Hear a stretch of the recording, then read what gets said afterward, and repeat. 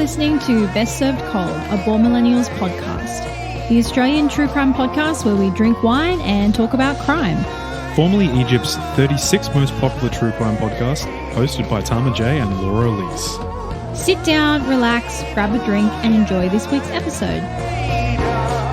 Yeah. Hello. Hello. Welcome back to another week. What a time to be alive. What a time, what a time. I think time. I'm only currently half alive, but, you know. Fair enough. We're getting there. Yeah. Anyway, welcome to Best Served Cold, the true crime podcast where we drink wine and we talk about crime. I'm one of your amazing co-hosts, Laura Elise, and I put the law in law-abiding a citizen. Amazing. And I'm your other co-host, Tama Tor. Tor rhymes with, oh no, you didn't. Fuck. What? Oh dear. Okay, it's going to be one of those episodes. Yeah, anyway, welcome to the show. If you're new around here, we like to do a little disclaimer at the start of every episode, but we do let you know that we do tend to swear quite a bit in this show. So if the S's and the F's and the MF's and the C's and the D's, the GDs, the GDs, if those aren't your thing, then we would kindly request that you fuck off. Yeah. Or don't fuck off. Just don't leave us a 1-star review on Apple. Yeah, I mean, you're welcome to stay, and More even if welcome you to don't stay. like it, Just don't say you won't want. Just Won't- one what- way, what- you won't. You won't want. I couldn't have put it better myself. Don't say you weren't warned. Yeah. Yeah, no, stick around. Just, know that we do say certain words, and this is a show about pretty grotesque shit. So, yeah. It is what it is. It is what it is. Wow, so in sync. Yeah, because we're in love. We're in love. Yeah, sure. Anyway, if you're new around here, we are on all of the social media platforms. You can follow us at the BSC podcast. We love getting messages from people letting us know that they liked the episode. I have been a little lax on the socials as of late just because life gets in the way sometimes when you have a life. Yeah. Laura's also doing jury duty right now. Yeah, so that's really kind of... I've had to leave the house. Yeah, which is Tama and I gross. have both been working from home for like 6 months, and it's been a really jarring experience to have to actually physically leave the house every day. So I'm just I get home and I am exhausted, which I know that there's many people throughout the pandemic who've had to continually work. I do not envy you at all. I don't know how I used to go into the office every day because I'm slowly dying inside. Also, another small disclaimer. One of our cats just went to the bathroom, so if you hear like claws on the floor in the vast distance, that's our fucking cats. Yeah, we have 3 cats. Yeah. They tend to make noise. So, that's what they do. And we run the show from home, so we And it's try not our best. professional in any capacity. Yeah, we try our best, but our cats tend to fuck things up for us. It is astronomically. what it is. Anyway, those are all the housekeeping That's things I it. need to run through. I believe it is your turn to let's just jump. numero uno this week. Let's just jump right into it. So this actually came from a lovely listener who suggested this case. Kaya Kitty Gleason, thank you very much for suggesting this case. I'm talking about the disappearance of Kyron Horman. So he was just a child born in 2002, September 9. American boy who disappeared from Skyline Elementary School in Portland, Oregon on June 4th, 2010. So he was born in September 9th, 2002 in Portland, Oregon to Desiree Young and Kane Horman. Kane was an engineer for Intel, and while Desiree was pregnant with Kyron, about 8 months into the pregnancy, Desiree and Kane actually got divorced. Though moving forward, they were both very prevalent in their child's life. They had dual custody of Kyron right up until 2004 when Desiree, I believe, went into hospital just with a diagnosed kidney failure, which required a lot of medical attention, and she couldn't be at home a lot, so she needed to pass over the full custody to Kyron's father, Kane. Even still, Desiree was still present within his life growing up. So Kane went on to marry Terry Moulton in 2007. Now, Terry was a substitute teacher originally from Roseburg, Oregon. The saucy little bit of information is that these two started seeing each other, not so much dating, maybe just knew about each other, were sort of feeling the waters around 2001, right around the time that Kane and Desiree were in the middle of their divorce. So a little bit saucy there. Soon after, in December 2008, Terry gave birth to a daughter named Kiara. Around the same time, Kyron was enrolled in the Skyline Elementary School. On the 4th of June 2010, Kyron was dropped off at his school by his stepmother, Terry. Terry stayed with Kyron while he was attending a science fair at the school. She then left around 8:45 a.m., leaving Kyron walking down to his classroom. However, his math class, which he was meant to be going to, never saw Kyron attend, and in fact marked him as absent for the day. According to Terry, she left the school around 8:45 a.m. and then went to two separate Fred Meyer grocery stores shopping until 10 a.m. Between then and 11:39 a.m., Terry said she was driving her daughter around town trying to alleviate her toothache using the motion of the vehicle, which, whatever works for you, I guess. Okay, interesting. Yeah. She then went to a local gym and worked out until 12:40, got to get your pumps in. At 1:21 p.m., she arrived home and posted photos she had taken of Kyron at the science fair onto Facebook. At 3:30 p.m., Terry, along with Kane, walked their daughter to the bus stop that Kyron typically gets off at. Mm-hmm. Here, when the bus arrives, the bus driver tells them that Kane had not boarded the bus after school and that they should most likely contact the school to get his whereabouts, to contact the staff there to get his whereabouts. Terry then did just that, and when the school secretary informed her that, as far as all the staff were aware, Kyron had been marked absent from school that day. He didn't attend any of his classes. They immediately called the police. So a search party was made and conducted around a 3-kilometer radius around the elementary school, as well as Sorvey Island, which is about 9.7 kilometers north of the elementary school. Now, if that sounds random and weird, it's because it is. And what's even weirder is the police gave no reason as to why they were doing that. Okay. So this is nearly 10 kilometers north of where the school was, where he was last seen, in a what I can piece together from Google Maps is just a kind of foresty area, which they also searched in for some reason, and they gave no reason as to why. So that was very interesting. Initially, the Horman family refused to speak with the media until June 9th, that is, 2010, when they released the following statement. Kyron's family would like to thank the people for their support and interest in finding their son. The outpouring of support and continued effort strengthens their hope. We need for folks to continue to assist us in our goal. Please search your properties, cars, outbuildings, sheds, etc. Also check with neighbors and friends who may be on vacation or may need an assistance in searching. There are a lot of resources here to help you search, so please don't stop. It is obviously a difficult time and they want to speak to the public so you can hear it from Kyron's family as they come together to share their message. Their objective is to keep the focus on Kyron and not about anything else.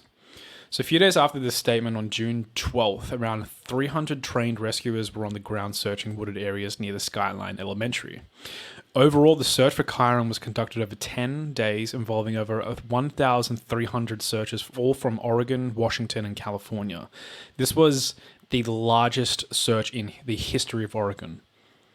Wow. By far. Or not by far, but a large-scale search. During the investigation to Kyron's disappearance in June 2010, investigators informed Kane, the father of Kyron, that his wife Terry had offered their landscaper, and I need you to pay very close attention to this, offered their landscaper, a man by the name of Rodolfo Sanchez, a lot of money to kill her husband. Okay. Yeah. Okay. In a later deposition, Sanchez would testify that 5 months before Kyron's disappearance in January 2010, Terry had approached him asking for help to kill her husband. Sanchez was then asked to wear a wire in an attempt to obtain any evidence that might lead to an arrest, but this turned out to be unsuccessful. Now, unsurprisingly, Kane filed for a divorce on June 28, 2010, and filed and later obtained a restraining order against Terry. Okay. Now, around this time, on 2 separate occasions, when asked to take a polygraph test regarding Kyron's disappearance, Refused. Terry failed both times. Okay. 2 separate occasions. Sometime around August, it was revealed that police and investigators were now looking for an individual supposedly seen by 2 witnesses sitting inside Terry's truck outside Skyline Elementary the day of Kyron's disappearance. In July 2010, several of Terry Horman's friends were subpoenaed by Multnomah County Grand Jury. Oh my goodness, excuse me. That was a violent cough. I went to speak, but I choked at the same time. Oh, yeah, I hate it when that happens. I'm so sorry. This included a woman... Do you need a moment? No, I'm good. That was so weird. This included a woman named Dee Dee Spiker. I believe it's Spiker or Spicher. I'm not too sure. I'll just call her Spiker. Who Kane described as providing Terry with support and advice that is not in the best interest of our son. Investigators reported that Dee Dee was extremely cooperative, sitting through about 3 hours worth of questioning and allowed them to search her car and property. On the day that Kyron disappeared, Dee Dee left a residence in northwest Portland where she was working gardening the residence at around 11:30 a.m. and returned around 90 minutes later. As well, it was alleged that she had helped Terry purchase an untraceable cell phone in like one of those little flip kind of phone, like I guess prepaid ones. In early August 2010, both Young and Kane were subpoenaed and testified during the grand jury, by the grand jury, as well as the school principal of Skyline Elementary.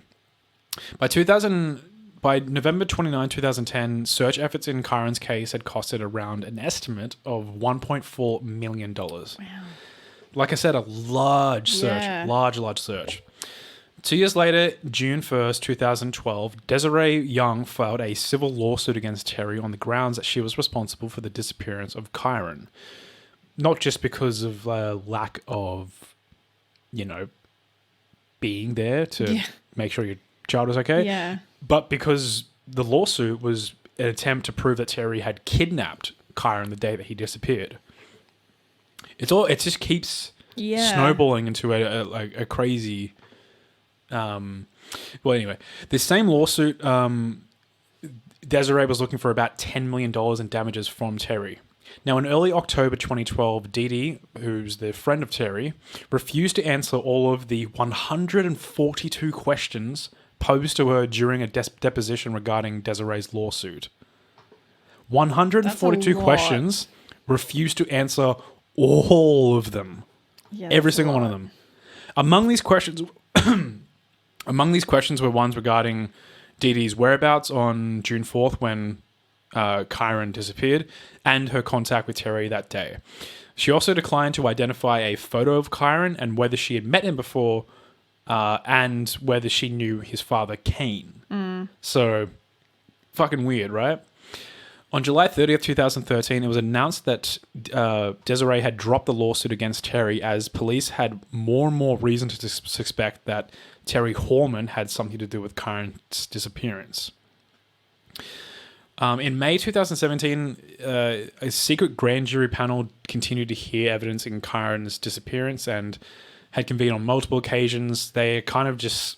It's still ongoing. It kind of just keeps going on and going on. I haven't seen too much left in what where the case is right now. There were a few posts. There was a post in June 2018 that Desiree posted in the Find Kyron Horman Facebook page saying, "Stay tuned, something big is coming, I promise you."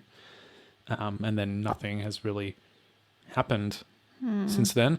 Kind of weird. Terry Horman appeared on Dr. Phil in 2016. She told Phil, and I quote, "I was advised from the beginning by law enforcement, by my husband at the time, by attorneys in the beginning not to say anything. I've always wanted to. I've asked multiple times to speak out and have not been allowed." So she obviously denies being involved with Kyron's disappearance in any way.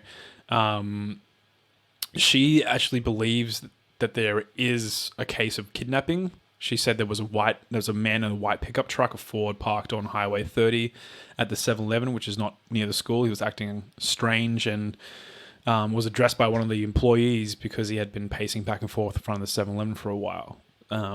So, we don't really know where this has gone. The reason I kind of wanted to cover this case is because, and I know these kind of cases are sort of, I don't want to say unsatisfactory, but like there's no conclusion to it. Yeah, like you want to, like they're kind of unsolved. There's no answer to kind of tie up the bow neatly. You want to know for the closure, like what happened. Yeah. And we don't really know yet. It's sort of still ongoing. I believe the case is still, being investigated, but, who knows with COVID and everything going on. Yeah, it's kind of put a dampener on everything. Yeah.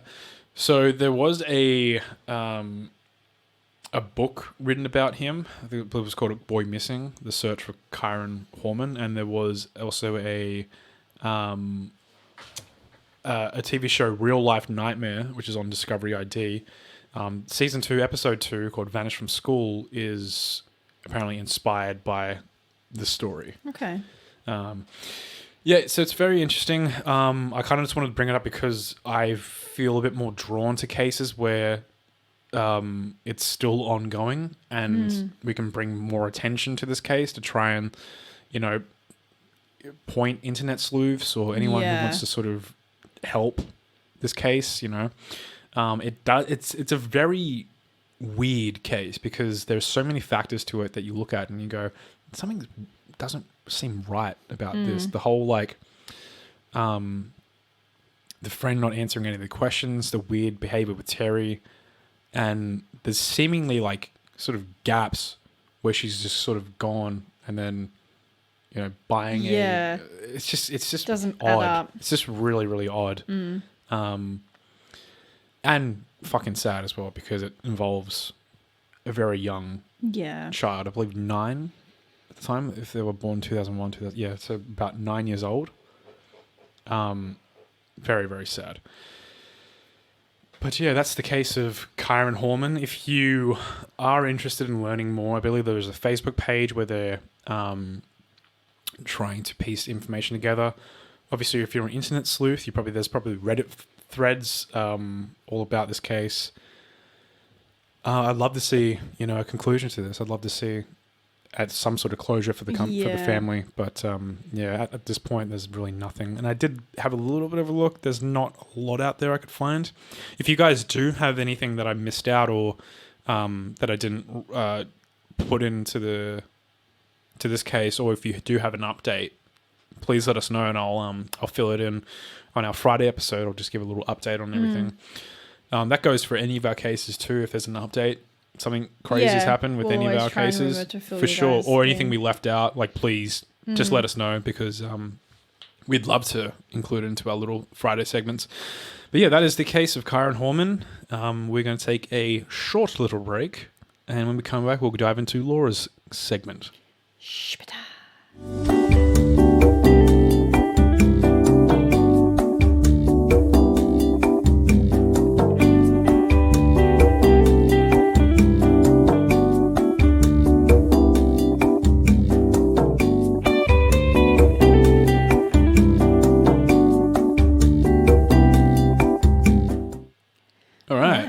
Welcome back. Welcome back. Hope you enjoy that little elevator music break. Yeah. Oh, sorry, I hit my microphone. I do apologise. Not what you want. Sorry about that. We're really having a great audio day, aren't we? I feel like we're just sort of constantly like this.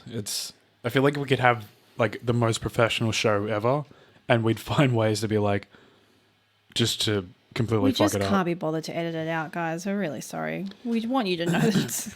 Well, here's the thing. Live, raw, and unedited. Most shows that have little things like that on a professional scale have an editor who goes through and like cut stuff out. We can't. We're not going to do that. No. Sorry. Anyway, so it's my turn, and I didn't even realize until Tama pointed out that his case had been a suggested case. I'd actually been planning on doing this one anyway, and I just went into the Google Doc to tick off the one that you had done and realized that the one I'm doing this week is also one recommended by Kia. Oh, well, there you go. So, Kia, you're getting a 2-for-1 special this week. What a lucky fan you are. So, I'm going back to our roots and doing a good old-fashioned American serial killer. Yes, nice. I'm doing Jerry Brudos, nice. a.k.a. the Shoe Fetish Slayer. So Brudos was born on January 31st in Webster, South Dakota. He was the youngest in the family with one older brother, Larry. His parents were Henry and Eileen Brudos. So growing up, his mother was violent and abusive and constantly berating him both physically and emotionally for having been born a boy because she'd wanted a girl. Gotcha. Despite her treatment of Brudos, she was openly kind of sunny and loving of her firstborn son, Larry. So as a child, the family moved around to various homes before finally settling in Salem, Oregon. So there's another... There you go, another similarity connection. with your case. Yeah. From a very young age, approximately 5, Brudos developed an obsession which, as he aged, grew into a fetish with women's shoes. The first known incident was when he was 5. While visiting a local junkyard, he found a pair of stiletto high heels, which he took home. And when his mother saw him with the shoes, she allegedly flew into a rage, ripped them from his hands and burned them in front of him. So allegedly he'd also tried to steal a pair of shoes owned by one of his teachers at his first grade school, but that's kind of not really confirmed. There's also another story that a friend that he had that had come over when he was very young, she'd fallen asleep on their couch and he tried to take her shoes as well. I think they talked about that in Mindhunter, the school teacher. Yeah. Interesting. So... it's around this time that he also develops a similar obsession / fetishization with women's underwear, and he would often steal them from the neighboring clotheslines. He was obviously a very kind of mentally unwell young man with multiple stints in and out of therapy and psychiatric hospitals. As he entered his teenage years, his fantasies began to increase dramatically, as they often do with these types of people that we cover. And this then escalates into him stalking women, knocking them down, or choking them unconscious and stealing their shoes. Aged 17 in 1956, he escalates to the point where he abducts a woman and forces her to take naked photographs for him at knife point. It's clear that this event wasn't a spur-of-the-moment decision, having already dug a hole in a hillside where he planned to keep girls as, quote, sex slaves. And after this event, he's taken to a psychiatric ward of a hospital where he's held for 9 months. So it's during this time the root of his fantasies are traced to his deep, deep hatred of his mother, as well as just women in general. And he's also diagnosed with schizophrenia. Brudos also tells doctors his fantasy of putting kidnapped girls in freezers so he could arrange their frozen bodies into sexually explicit positions. But for some reason, the doctors are just like, cool, dude. That's totally normal. Yeah. Nothing wrong with you. And after 9 months, he's released. Yeah, that's... So they claim that he just needs to grow up and mature a little bit. As all psychopaths do. Yes. So Jerry Brudos is released back into the public after only 9 months. So he leaves high school and eventually gets a job as an electrical technician. First, however, he joins the army in March of 1959, but was discharged by October. Possibly, I couldn't really find any information on why he was discharged. A lot of people have said maybe someone cottoned on to the fact that he was a literal psychopath. Yeah. So after a stint of living back home in 1961, he meets and marries his 17-year-old girlfriend, Darcy, and they go on to have 2 children together. So from what I could find, there's not a huge amount of information on their actual marriage, whether it was kind of a happy marriage, whether he was abusive towards her. The one kind of fact about their marriage that you can see as a commonality in kind of all articles was that he did make her do the housework in completely nude except for high heels, and he would photograph her doing this. But I wasn't really able to tell if this was kind of a consensual thing. Yeah. That he was like, hey, I think this seeing you do that turns me on, so she did it, or if he if he was abusive and made her do it. It really wasn't clear from a lot of the things I was reading. But from what I can see, the timeline of his crimes escalates fairly quickly. So shortly after he marries Darcy, he begins having blackouts and migraines, which he tries to help by stealing shoes and underwear from women's homes, which he then keeps in his garage. So the garage is a secure space for Brudos, and his wife and family are forbidden from entering. He installs an intercom system, which his wife uses, and she has to announce herself before he unlocks the door and lets her in. After a few years of marriage, Darcy and Brudos' relationship becomes strained. Darcy begins to focus more on the children, and then she starts to refuse to do like her husband's more unusual sexual requests. Finally, in 1967, his fantasies become too much and he attacks another woman. After seeing a woman whose name I wasn't able to locate through various sources, he sees her walking through town with a pair of shoes that catches his eye. So he breaks into her home, renders her unconscious by strangulation, and then he rapes her and leaves her home, taking several pairs of her shoes with him. And it's at this point that his 18-month killing spree begins. So on the 26th of January, 1968, Linda Slauson, who's 19, is going door to door selling encyclopedias. Linda knocks on the door of the Brudos home, and under the guise of potentially wanting to make a purchase, he invites her inside, and while his family is home upstairs, he incapacitates her and strangles her to death. Jesus. While his family is upstairs in the house. He quickly takes her body into the garage where he leaves her. He removes her feet and preserves these in his freezer, using them to model several of the shoes that he'd stolen from other women's home. Yeah. Using an old car engine, he ties her body to it and drops it in the Willamette River. And sadly, to this day, her body has never been found. Right, okay. They did find her foot. That he later disposed of when it began to decompose too much, but they never actually found her body. That's unfortunate. So just a few months later, Jan Whitney is stranded on the side of the road after her car breaks down on the way home from a Thanksgiving dinner.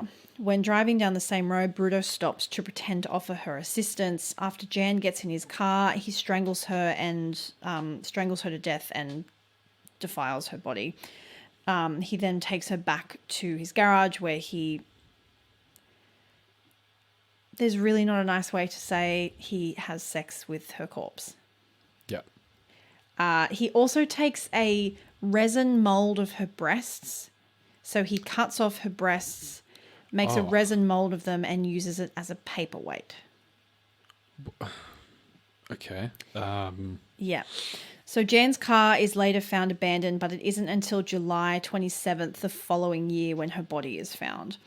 So on March 27th, 1969, Karen Sprinker is leaving a department store when she's approached by a woman. In actual fact, it is Brudos dressed in women's clothing and heels, and he abducts her at gunpoint, taking her to his garage where he then forces her to try on clothes and takes photos of her before eventually strangling and raping her. Karen's body is again tied to a used car engine and thrown in the Willamette River. So just a month after this, Brudos attempts to kidnap another victim, but thankfully she manages to escape. However, just one day after that event, he strikes again, abducting Linda Saley from a parking lot in Lloyd Center. Linda suffers the same fate as the other women, being murdered and sexually assaulted in Brudos' garage, and her body is also disposed of in the Willamette River. So in May of 1969, two fishermen are fishing in the area of Willamette River when the bodies of Karen and then later Linda are discovered. So the police begin to investigate, and after interviewing students at Oregon State University, they begin to hear stories of a Vietnam vet who had called a few young women looking for a date. So he's been driving around picking up numbers and women. One of the women told police that he'd mentioned the bodies in the river and had made an unsettling suggestion about how he could strangle her. After further investigation, Gloria Smith, who was the woman that Brudos attempted to abduct, is able to identify him as the man that did that. Brudos' home, they're able to then get a warrant, which they search, including the garage, where they find evidence that proves kind of beyond a doubt that he's their man. Mm-hmm. There's a nylon rope, photographs of the murdered women, and the trophies that he kept from his previous crimes. Brudos is arrested, and after being brought in for questioning, he confesses pretty much straight away to the murder of the four women. He's charged and ultimately pleads guilty 3 days before the scheduled beginning of the trial. And on June 28th, 1969, Jerry Brudos pleads guilty to the murders of Sprinker, Whitney, and Saley.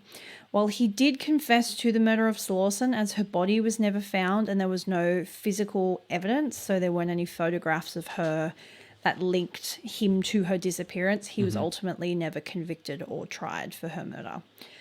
So finally, after 37 years in prison, which made him the longest held prisoner by the Oregon Department of Corrections, Brudos died of liver cancer on March 28th, 2006. Right. Well, that is a heavy, heavy case. Yeah, it's kind of weird because it's been a while since either of us have done like a 60s or 70s serial killer. I forgot.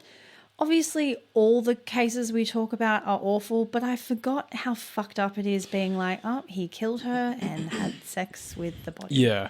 So there is that sort of time period of like some of the more notorious murderers because of the things that they did. Yeah. And like now coming into this age, it's like you don't really get that anymore. There aren't really cases like that. There's people who murder, and because of the law system that we have now, it's either quicker to find them or it's quicker to stop them, or we have healthcare systems in place that sort of cut them off before they can get to this level. But yeah, there's this weird time period in our history where we just had this like assortment of unique individuals who just did despicable things. And it's a weird, distinct time period where it's like, here's like 20 of them. Yeah. Like, what the fuck? Within like a 15-year time period. It's so fucking crazy. It's mental.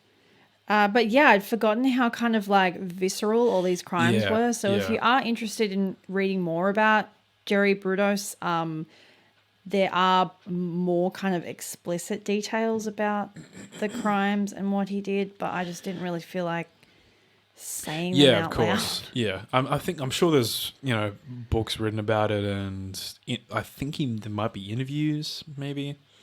Yeah, well, he was interviewed by John Douglas. Daddy Douglas. Yeah, Daddy. I love Daddy Douglas. We haven't talked about Daddy No, Douglas. I miss Daddy Douglas because, that's the thing. We sort of ran through a lot of the cases that Daddy Douglas. If you're new around here, by the way, because we haven't talked about him for a while. Yeah. John Douglas is a very famous FBI profiler. He basically created built the framework that the FBI now uses to help identify serial killers, and we're both obsessed with him. We call him Daddy Douglas. Yeah, Daddy Douglas. One day will be a guest on the show. I hope he doesn't listen to this show because that would be super weird. Make sure you tag him in any of our retweets. Make sure you don't. Please don't.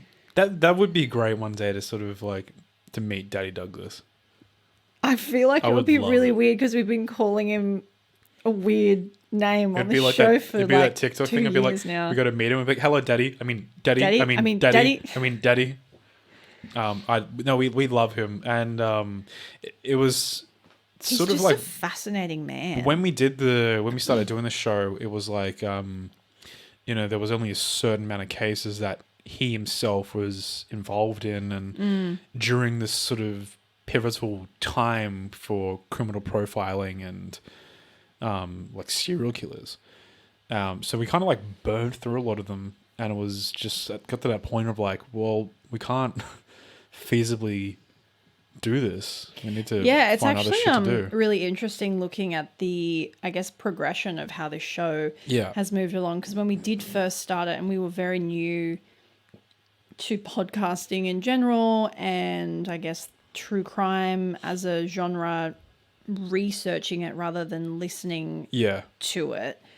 We kind of, when we first started, like everything was I hate to put it in this way, but I guess the classics, like the Jeffrey Dahmers and the ones that everyone's... The more notorious cases of... JonBenet Ramsey and, Son of Sam, Ed Kemper, all those, Ed Gein, all those big ones. And then as we went on, I mean, you kind of run out of the real big ones, and like there's actually some of the smaller ones are far more interesting to be honest. That's the thing. There's no shortage of things to talk about on this show. Like there's in fact, it's like overwhelming how much you could possibly bring to the show. It's sort of a matter of like I think we also divided from the sort of, not, I don't want to like put it this way, but almost the fetishization of serial killers. Yeah, that always know? made me a bit uncomfy. It's sort of, we wanted to branch away from that idea of like being obsessed with like serial killers, and more so like talking about cases that are like, you know, like this, like where we can possibly bring more light to a case that's unsolved and needs more people to pay attention to it, or you know, our past few cases have all sort of been like that. Like, here's like specifically mine have like some of mine have happened this fucking year, and it's like, they're unsolved. We like, you should definitely look into this. But yeah, I think that's why you and I love John Douglas, is because we love what he did for criminal profiling and how fucking good at a job he is. Yeah, and he's a very clever man. He's very well spoken in all the interviews that you see. Yeah, and his book Mindhunter is fantastic. I couldn't recommend it more. It's such a good read. He even just it's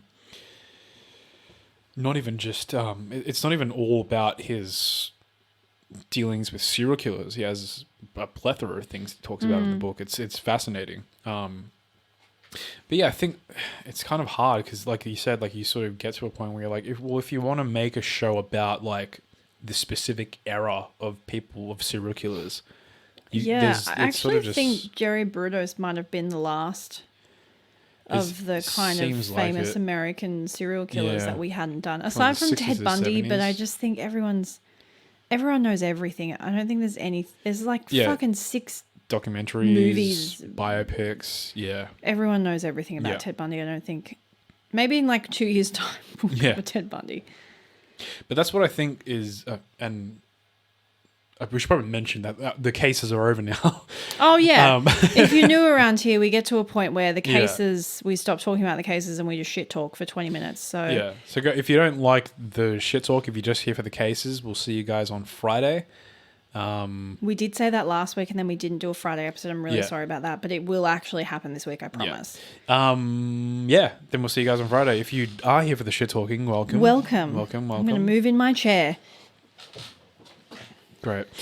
I wait till the formal part's done to move. I can't help my squeaky chair. But I think I'm finding myself gravitating more towards these sort of, not like niche cases, but like newer cases, and just a bit different sort of cases that haven't really been talked about, because I feel like they're important stories to tell. Yeah, you know for sure. For sure.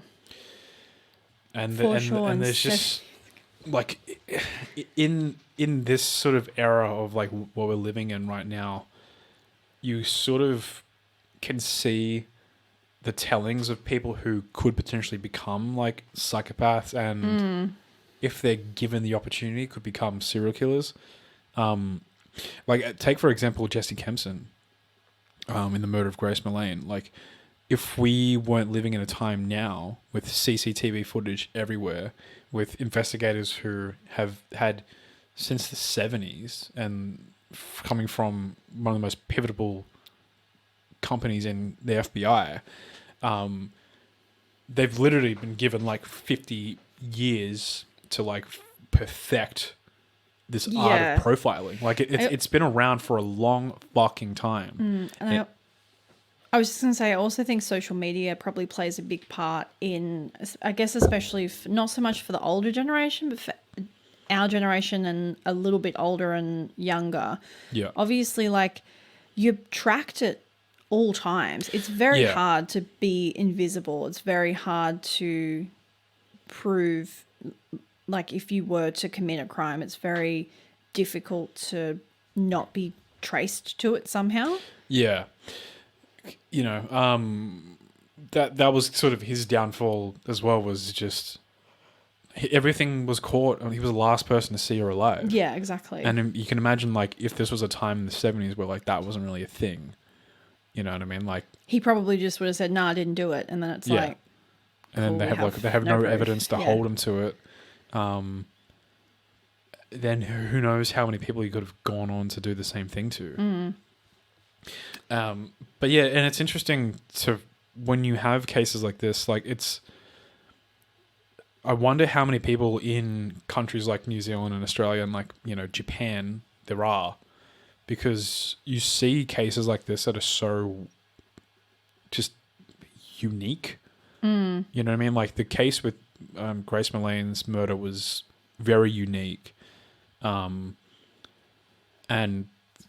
what led Jesse Kemp to become the person he is was unique as well. But then you have countries that don't necessarily have the same, laws surrounding guns or weapons or that, in New Zealand and Australia. So then when you transfer cases that happen in Australia and New Zealand, take Grace Mullane case, any of the cases we talked about in Australia, they're so different compared to what is predominantly now in America of what's replacing the serial killer epidemic is shootings now. It's like one-off crimes. Yeah. Well, I mean, exactly. It's crimes of passion that come, there's sometimes they plan it out, but it's more so than not times where people will go, I have the thing to do what I need to do. Let's go do it. And then they go, it's a spur of the moment sort of thing. Like, even if it's like, I'm planning to do this on this day and they go do it. Do you ever think I guess especially with like your Ed Kempers and your Brudoses and your Ted Bundys and very sexual fantasy motivated crimes, do you ever wonder if the rise in readily accessible porn has anything to do with the stem in big that? Time. I think so. I think that and the stigma around porn and the stigma around sexualization and mental health has sort of, I think it's definitely changed. Because I think it's a bit of a leap to say like, oh, I guess men just aren't having those murderous sexual. I'm sure they are, but do you think like the fact that they can perhaps access things like porn to kind of stave off that? Look, I'm hazy on the case, but I think Jesse Kempson was watching porn after or before he did what he did to Grace Mullane. Oh, okay. So I think. So I guess the answer to that is no. in a sense, it's like it's not going to like stop 100% of sexual related crimes, but it definitely would like show a reduction in it, or at least a way to divert it. To know those. Yeah, because numbers. Jesse Kempson was in his past relationships, and people who've gone on dates with him have said that he was a very violent, like sexual. Yeah, and then obviously porn has its own bad spin-off in that, like you get the incel culture. Yes, yeah. Of those types I of think men. you just sort of like, it's sort of almost like it's kind of like trading some. Yeah, it is. It's a trade. Bad. Yeah, it's sort of like you can't you gain, but you also lose. It's 2 steps forward, 1 step back, and so I guess in a way, it's like there's more access for people who do feel, sort of these negative urges. And there is more. There are more ways for people to identify that and to avoid situations. There are more ways for women to seek protection. And there's more, I mean, to an extent. To an extent, for sure. But, I mean, compared to like 50 years ago.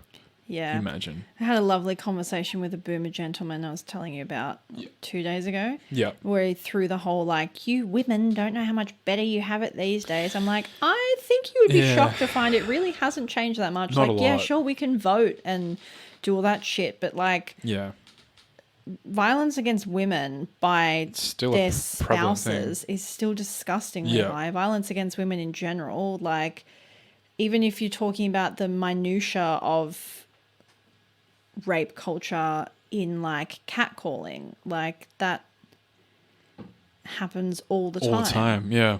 And like, there's no like stance that there's nothing really there to be like, really predominantly saying to people like, hey, don't do that's wrong. Yeah. And like there's nothing around like that. Anytime, like obviously we're all human. Everyone has an opinion on everything. You literally can't help it. That's how brains work. Yeah. But I just want to punch men in the face when they try and make commentary about like sexual assault in women, because it's like you're never going to know. Like the other day I was walking through the city and I was stopped at a traffic light and I could hear there were like guys behind me in a car, and I didn't actually know if they were, because I had my headphones in, so I could only half hear what they were saying, but they were yelling something and like they had their windows down and were like bashing the side of their car, like the outside of the car door. And I didn't want to turn around, so I have no idea if they were just talking to each other loudly and they had their windows down, because there were two of them in the car. They could have completely innocent just been laughing to each other, or if they were yelling out the car window at me. Like no man will ever know that moment of being like, please just drive on, please just leave me alone, please just leave me alone.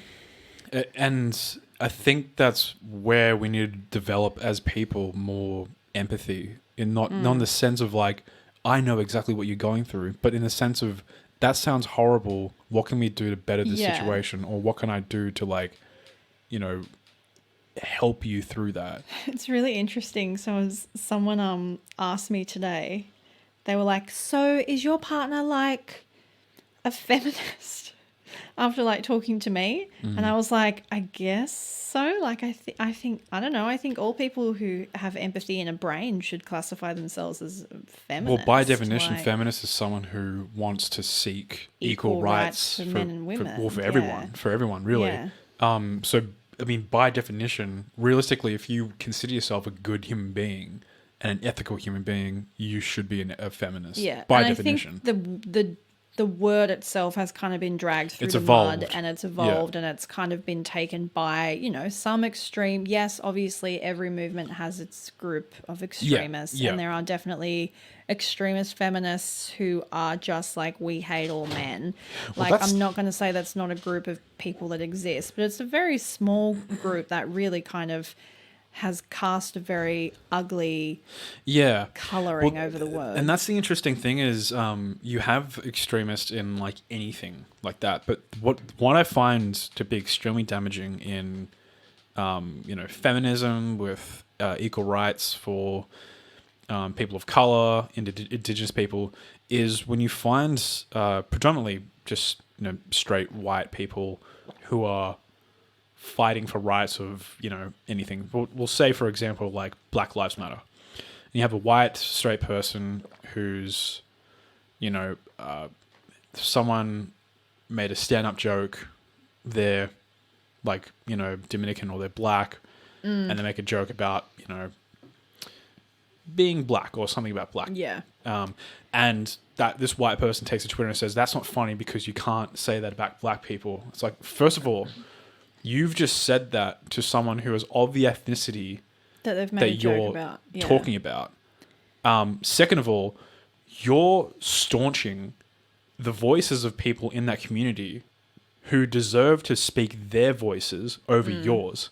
As a like straight white person fighting for another, like, you know, ethnicity or another just like gender, sit down. it is what is like, for sure, like, defend people who need to be defended, minorities. Fuck yeah. Do it. Totally. I love that. That's what we strive for. But when you're stepping on BIPOC people, you're stepping on the people that you are trying to defend, snuffing their voices, you're doing more harm than good. I think it's like you have to take cues from the community that you're trying to be outraged on behalf of. Yes. Like, you can't be, like, for example, you know, trans rights has obviously, with Trans Remembrance Day being this week, I think it was, like, you see a lot of social media outrage from people. And obviously being trans is not like being a person of color. It's not something that you can tell just by looking at someone. Yeah. But my understanding of a lot of the social media outrage has kind of come from cis people. And it's like, I get that you obviously want to step in and defend people from the trans community, but wait and take cues from the trans community tell you that this needs to be something that you need to be outraged about. Did you contact someone that you know who is trans to gather their thoughts Yeah. on the matter. Like, Otherwise, you're just making it about yourself again. like, you take the debate around like Australia Day, Invasion Day, for example, as well, and just the sheer amount of people who have like a general opinion but haven't communicated with someone who is Indigenous or has Indigenous relatives or has come from a generation of Indigenous Australians. You can't like really. You need to talk to these people. Yeah. It involves them. Otherwise, if you don't know someone and you don't have access to talking to someone, maybe just shut the fuck up and let them say their piece. Yeah, and that's a perfect example because I feel like Invasion Day was a concept that was created by the Indigenous Australian community. And then once the Indigenous Australian community was like, hey, this is something that we're not happy about, then you as like a white ally step in and help to raise the situation. But it just is like very martyr-esque to me if you're like, this is a hill that I'm going to die on, even though no one from that community has told me it's a hill I need to die on. I'm just choosing to be the good social media activist. I'm like, shut the fuck up. Like, just wait for someone from that community to tell you that they need your assistance. Otherwise, you're just making it about yourself. Yeah. And that's how I feel about like a lot of men being outraged on behalf of women, and half the shit we're like, we don't actually care about that. Like tampon tax is annoying, but then that becomes something that like, it's like, you know what else is annoying? Workplace discrimination. Yeah, but then that becomes a thing because then you have the other thing where companies take advantage and they're using it as a fucking marketing ploy to sell shit. Yeah. And I'm like, cool. So this is now no longer about the issue that we needed to actually talk about. It almost like fucking stifles the entire point. You see it so much with the Australian music industry. So much. The issue is we have a lack of diversity in the Australian music industry, and we have so many talented female musicians and musicians of color, Indigenous musicians, and fucking so many companies, not going to put any names out there, Triple J, love to be like, we're inclusive and we want to be blah, blah, blah, blah, blah, and yours and ours and everything.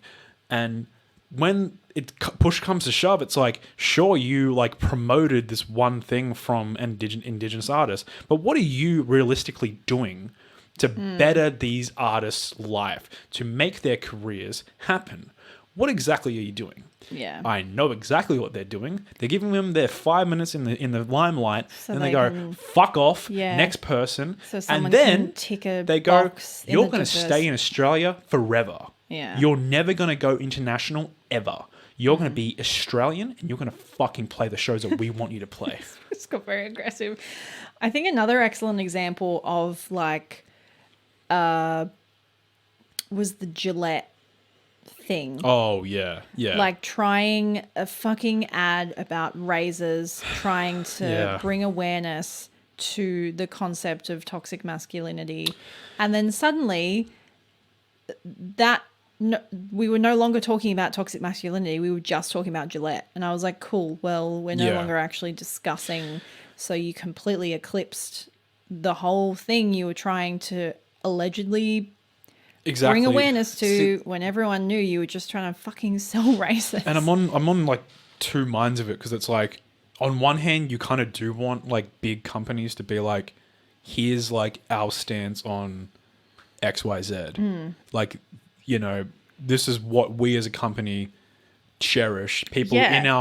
Employees that are in our company, this is what we strive to But perfect. do that by perhaps contacting an activist. Yeah. A male or activist. working with an activist. Yeah. Who's working to, dismantle toxic masculinity. Yeah. And have them do a social media takeover for a day. Yeah. Or just bring awareness to their platforms, or charities or organizations that are working, but to make And obviously, like, you know, the marketing people at Gillette are not idiots. Yeah. Like, they obviously knew a social media shitstorm creates a lot of buzz around your product. And as long as you've done it right to avoid, you know, the boycott, but even boycotts don't work. Yeah. You're gonna make a shit ton of money, and that's exactly what they did. And they drew attention away from the actual topic that they were ironically, allegedly trying to shed light on. So that's yeah, and then you do have like other companies that come out saying like, here's what we do to like, this is our stance, and this is what we do to like better situations for women or people of color. And then like you have actual employees from the company coming out and being like, hey, just so you know, this company is a fucking piece of shit. Yeah. And treats us terribly.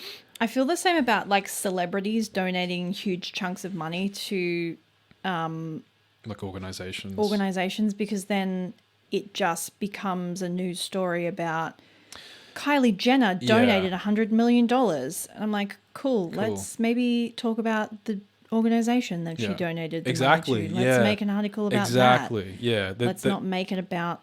That's the whole fucking thing. Or like, let's, you know, if you're going to make an article about someone being fucking generous and like someone like Akon building house, I believe it was in where his family's from, he's building housing for the people who are impoverished. And like didn't tell the media about it, doesn't make a big fucking thing about it. And then when people did find out, they were like, oh, this is fucking like crazy. Like, how can we support this? Yeah, because at the end of the day, awareness is fantastic. That's a fantastic thing you can do. But if you have the funds to actually just be like, fuck awareness, I'm just going to fix a problem, that's so much better. So much better. Like show up, rally, be present, like feed the homeless, build a shelter, do something. Not just like throw money at it, go, all right, dum-dums, fix it. Like, be prevalent in the fucking cause. I think that's way more helpful. Like, if you have enough cash to just throw at a problem and be like, here's $1 billion, fix the issue. Yes. That's so much more helpful to people than being like, oh, here's a tweet about this organization. Yeah. Like, shut the fuck up. Yeah. And that's why people lost their shit. I think it was... Oh, I can't remember. It was Kylie Jenner, just because she's the most inflammatory celebrity that comes to mind. It was like a person that used to work for her as a makeup artist had been in a really terrible car accident or something, and he had to get brain surgery. And because the American hospital system is so fucked, she shared like the GoFundMe, and people were like, "You're so rich, just pay for it." Because it was like $200,000 or something, which is like nothing to her. Yeah. And then people were defending her, being like, oh, he used to be her makeup artist. I'm like, but she's gone to the trouble to share it. Yeah. Just fix the problem, babe. Yeah. Like it's... Just fix the problem. Like it would have taken you $200,000. You have cars worth more than that. It's not even a drop in the ocean to you. Maybe don't have sashimi and buy a Bentley today. Maybe donate money to a cause to help your fucking person. And then that's someone's life that you've drastically improved, rather than making yourself look like a fucking gold star for your social activism because you shared just fucking GoFundMe. Just fix the problem, babe. I find that just so fucking bizarre. And like again, I'm in two minds of it in certain things. Like there was a little while ago with the Black Lives Matter movement, there was a lot of I can't remember what exactly it was, but it was a bunch of like white Hollywood actors who like made that ad being like, we're gonna try and do better. It was like Amanda Bynes and Aaron Paul and shit. And some part of me is like, you know, you're doing something. But another part of me is like, but what are you doing? Yeah, exactly. What are you actually doing? What are you actually doing? You filmed a video on your iPhone and then you probably forgot about it. Yeah, it's like, I mean, like, dude, no one gives a fuck about your sentiments. Like, let black people and people of color and indigenous people like speak from their own fucking voices. And it was the same as the black tile thing from the Black Lives Matter. Yeah. And everyone was sharing those black tiles, and then people were like, stop using the tag because you're sharing some fucking useless black square, and then it's flooding the hashtag, and then it's hiding all the actual information for the protests and the charities for people to donate to. Like, cool, well done. You clicked post on your Instagram, like, fucking ace. Yeah, good for you, dude. Good for you. You jumped on a trend that you saw someone do. I see it all the time. Here's something from someone who's gone through like my entire life dealing with mental health issues, and who's dealt with thoughts of suicide basically my entire teen and adult life. The whole trend of like for men's health and like the taking the picture with the OK symbol or whatever, and like tagging tag three bullied you in high school. Tag 3 friends to like and to do this as well, and then they tag 3, and then it's like you're not really doing anything. And like you said, I saw people who literally bullied me into wanting to kill myself. Yeah. Taking photos like this, sharing about kill yourself. Yeah, mental health is the thing. How about you just jump off the fucking trend and, donate some money, share someone's post that they made about their mental health experience, maybe like help out like on a suicide hotline, something that isn't just sharing a photo of you doing the OK symbol, tagging 3 of your dumb fucking hick friends and going, yeah, let's fucking make a change in the world. Yeah, social media is very strange. It's trash. Place. Do you want to hear, just to lighten the mood a little bit, do you want to hear about a weird memory that popped up for me today? Do you ever have those moments where you'll be like halfway through a conversation and then you'll be like, oh, I remember the time that blah, blah, blah. And you're like, where the fuck did that memory come from? Damn. I was talking about being a loser in high school. Yep. And we were talking about scandalous things that had happened in our high school. Yeah. And I remembered that I think it was like, I don't think my friend B was at school yet. So it would have been before year 11. It would have been like year 9 or 10. And I remember that someone wrote, I can't remember if it was called a hot or not list or if it was like a slut or prude list. It was something like that. So I wasn't on either list. I didn't even make the hot or not list. I just wasn't included at all. My name was left off the list in its entirety. And I just remember being like, oh, okay, I see how it is. I was that kid in high school too. Yeah. It's almost like worse being invisible and just unregarded. I'm so forgettable that I don't even make the not list. I'm just not there. Exactly, yeah. You're not like one of the kids that everyone like bullies for fucking eating glue or some shit. Like you're just no one looks at you. You're just invisible, yeah. You're like, fuck, man. Yeah, well. Yeah. I was the same in high school. Like it's fucking rough. I got my revenge because I got even worse in year 11. Then I became the weird theatre kid, and then they did really hate me. Yeah. But we got the best revenge in that we bloomed and got really fucking hot later in our lives. Woo! Oh dear. And now all the girls that bullied me in high school have jobs as real estate agents. Not that that's a terrible thing, but and not that I have some dream job. I should say that. Well, I mean, we do. I work in insurance. And we're working at like making that shit happen. We're working on our goals, achieving goals, getting closer every day. Yeah. Should we wrap it? I feel like we've been talking for a very long time. Let's wrap it up. This has been one of those podcasts where we go having a fucking fantastic chat. Yeah. Almost to the point where it's like we should just start another fucking podcast and just sometimes yarn. I think that, and then sometimes I get scared because I feel like we have like this safe little community of nice people where I feel safe sharing my opinion, and I get really scared that if we were to make a completely different podcast where we just share out, we'd get like cancelled or something. Yeah. I don't know. I'd say something wrong or something that I didn't understand the full meaning of or something. I don't know. Maybe we'll just like work something out. Like we can do like, instead of a Friday show, we do a little case at the end of the big cases or something, or 2 cases, 1 episode, and Friday's like a yarn episode or something like that. I don't know. We'll figure something out. Let us know. Yeah. Would What do you want to hear? Another us just like literally just shit talking? Would you want that as like a completely separate show? Would you want it as a separate episode? Would you not want that at all? And you're like, please stop talking, shut the fuck up, just talk about true crime. Yeah. It's what you're here for, it's all you're good at. Yeah. I don't know. Like, I guess we do this show for ourselves, but at the end of the day, we do it for you guys, the listeners. So let us know what you think. Not that I have any spare time whatsoever to do another episode, but hey. Well, I think if we were to do it, it would be like, Friday's episode would be that. But I liked Friday's episode. I don't know. We'll figure something out. You guys let us know. Give us suggestions. Or maybe we'll have to make some sort of way that the fans can help us out. Yeah, we've been talking about doing a Patreon for ages now, but thought of like having a Patreon kind of stresses me because then we can't do what we did last week where it's like, oh shit, we're a bit busy, have to skip a week, like because people are paying for it. That kind of stresses me out a bit. I think as long as you have realistic things to sort of put out there, it's like, Anyway, let us know what you would like. Yeah. Give us suggestions. The code word for this week, someone commented on Instagram, they were like, there was no code word. No, we forgot last week.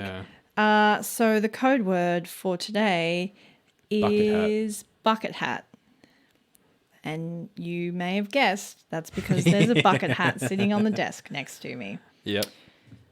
So it's Adidas and it's white. Bonus points if you have a bucket hat at home. Send us a photo of you wearing your bucket hat. Instead of a code word, send us a photo of you wearing a bucket Triple points if you put it on your pet and send in photos of your pet wearing a bucket hat. We have a weird amount of bucket hats in this house. We have like 5. Yeah. Well, little insight on how our creativity works. Our band uses bucket hats for some of our like videos and photos and stuff. Maybe we'll post a photo of ourselves tomorrow wearing bucket hats. Sure, yeah. So we don't show our face on the socials very often. All right, well... We'll catch you on Friday. Code word for this week is bucket hat. Bonus points if you send us a photo of you wearing a bucket hat. Triple points if you send us a photo of your animal wearing a bucket hat. Yeah. You win nothing except for our appreciation and love. Yeah, there's no winning. No. Just you're cool. Yeah. You join the cool kids. We are the BSC BSC podcast on all BSC things podcast. social media. All things social media. Leave us a review, share the show. In our link tree, we have a Google Doc, which is where we got our suggestion for today's cases. So if you want to suggest anything, just check out our Google Doc in our link tree and suggest away. And if there's something in the list that has a strike through, that means we've done it. We've covered it. Yep. So, yeah. Thank you for joining us, and we will catch you on Friday. Bye. Good night, Friday.